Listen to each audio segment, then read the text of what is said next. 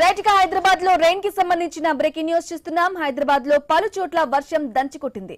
ఉదయం నుంచి వాతావరణం చల్లబడి ఉండగా మధ్యాహ్నం నుంచి సాయంత్రం వరకు పలు ప్రాంతాల్లో వాన పడింది. పాతబస్తీ, పురానాపూల్, ఎల్బీ నగర్, వనస్థలీపురం, ఉప్పల్, నాగోల్, చార్మినార్, అమీర్పేట, మాధాపూర్, గచ్చిబౌలిలో వర్షం కురిసింది. దీంతో వాహనదారులు ట్రాఫిక్ లో ఇబ్బందులు ఎదుర్కొంటున్నారు.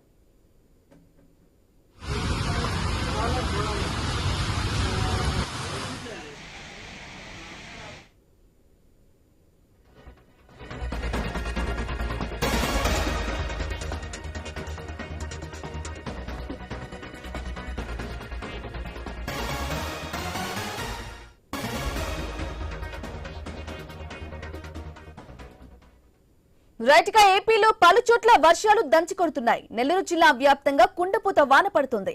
భారీ వర్షాల నేపథ్యంలో రెవెన్యూ, పోలీసు యంత్రాంగం పూర్తి అప్రమత్తంగా ఉండాలని జిల్లా కలెక్టర్ హిమాంశు శుక్లా తెలిపారు. కలెక్టరేట్ లో అధికారులతో వీడియో కాన్ఫరెన్స్ నిర్వహించారు. భారీ వర్షాల నేపథ్యంలో రేపు పాఠశాలలకు సెలవు ప్రకటించారు అధికారులు.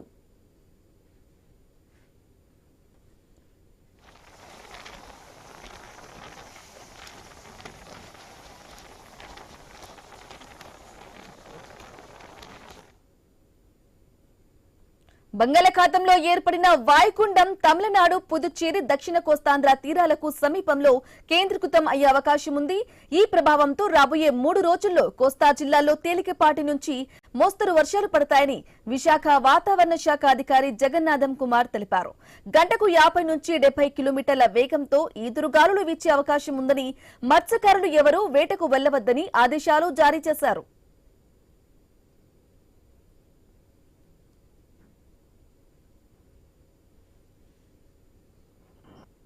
ఆగ్నేయ బంగాళాఖాతం దానికి ఆనుకుని ఉన్న నైరుతి బంగాళాఖాతంలో నిన్నటి నైరుతి బంగాళాఖాతంలో అల్పపీడనంగా పరిణామం చెందింది. అది ప్రస్తుతం నైరుతి బంగాళాఖాతంలోనే సుస్పష్ట అల్పపీడనంగా, దీనికి అనుబంధంగా ఉపరితల ఆవర్తనం 7.6 కిలోమీటర్ల ఎత్తు వరకు విస్తరించి ఉన్నది. ఇక రాబోయే 24 గంటల్లో పశ్చిమ వాయువ్య దిశలో